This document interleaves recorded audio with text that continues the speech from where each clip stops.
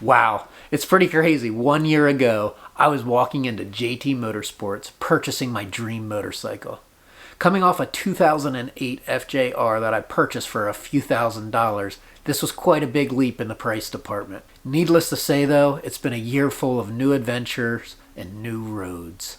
In today's video, I'm going to talk about what I liked about my 2020 KTM 1290 Super Adventure R, what I disliked, and the upgrades that I did in my first year of ownership. I'm also going to be giving away 3 of my used GoPros, and I'll talk more about that at the end of the video. So as we cue up this intro, go ahead and take the time to hit that subscribe button.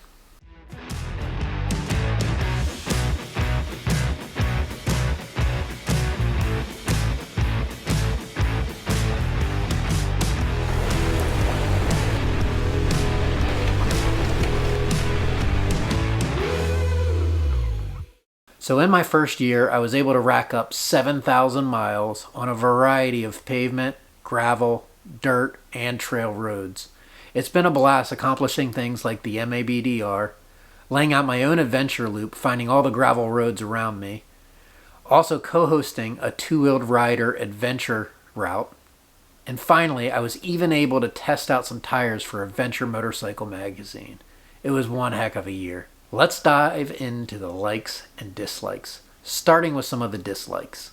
So it's no secret, as I mentioned earlier, coming off a used cheap bike and splurging for a brand new bike, one downside is the price and having a payment. Another downside that I had was coming off the FJR with a large windscreen. I really missed that windscreen, and once I hit some pavement mileage and hit that kind of 80 mile per hour for a while, my ears were buzzing. So it's definitely something that we'll talk about in the upgrades.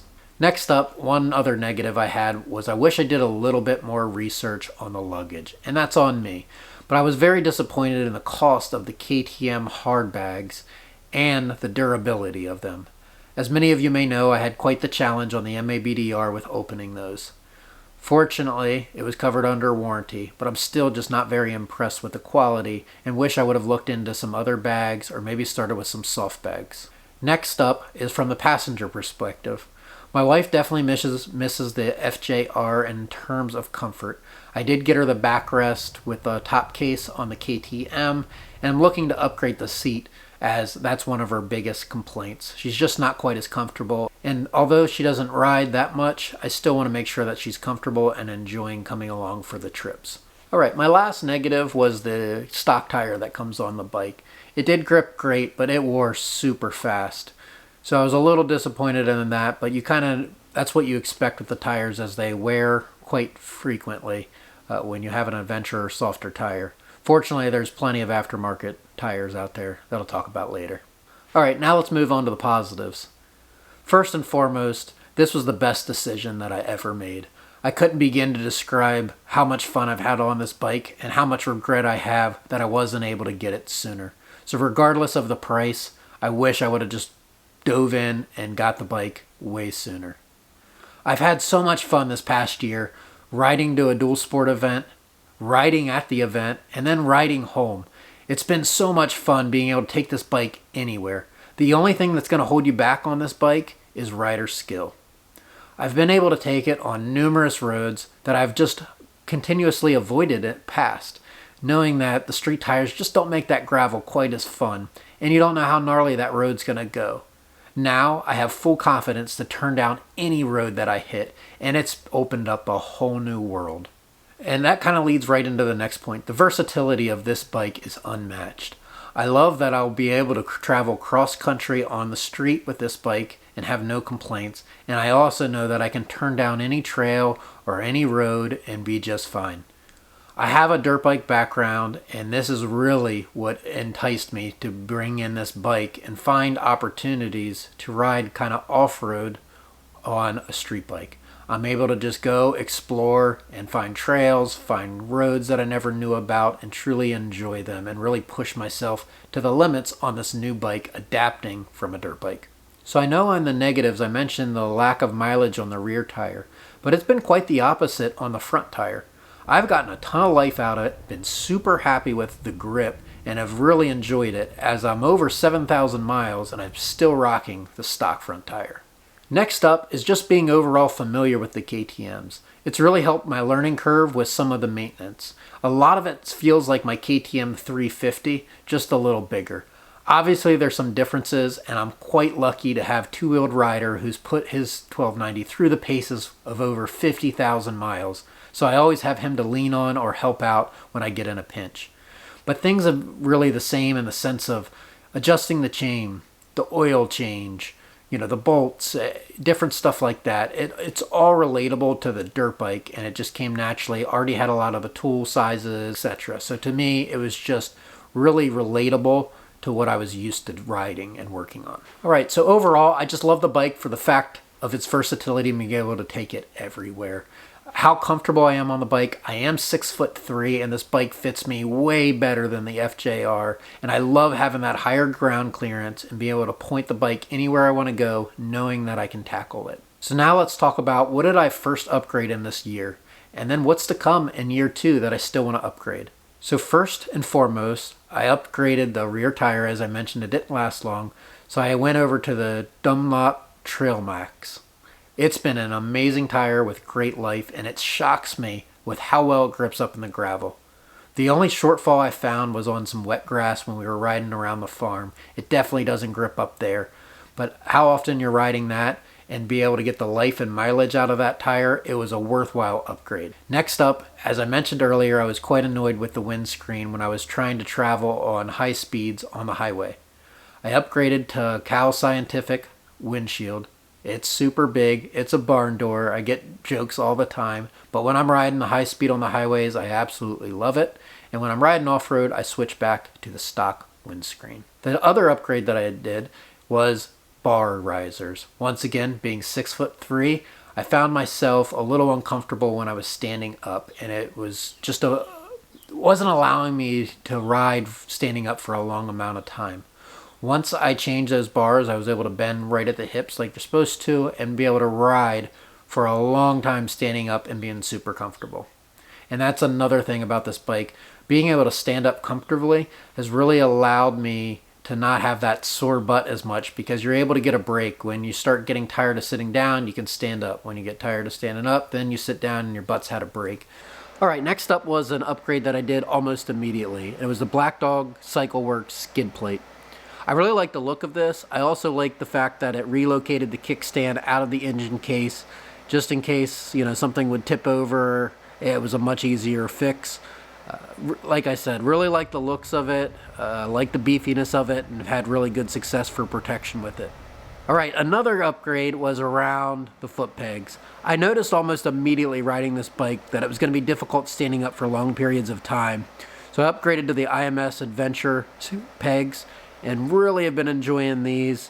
I like the extra grip that it provides. I like how wide the base is, and it's super comfortable for those long times standing up. So that's, as far as upgrades, that's really all I did this year.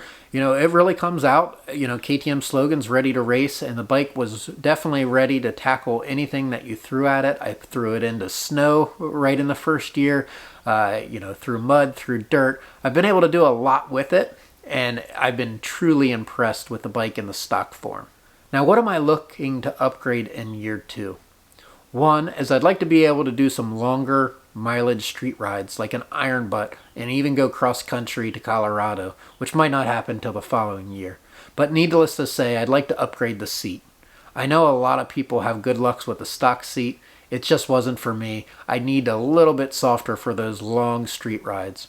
Off-road and riding that, I'm standing up most of the time. I don't have any complaints, but I would like to get something a little more comfortable for myself and for my wife. So I'm looking at the KTM Power Parts upgraded soft seat. Next up, I am due for that air filter change, especially after riding through a lot of dust. I'm looking into the Rottweiler's different stages to figure out what's best for me, but I definitely want to upgrade to something that I can clean out the filter after a dusty ride and not worry about that paper filter. It's super important to make sure that dirt isn't getting into there, and I think just for a routine maintenance and peace of mind, that upgrade will be well worth it. Next up, I would like to get some soft bags for when I do go off-road.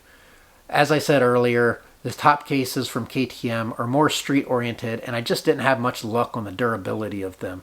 So I'm going to get a soft case, that way it can't fail. You can definitely get into it.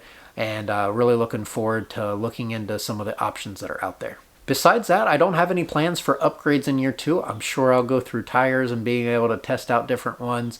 Besides the air filter, that's kind of how it is. Looking to keep it stock.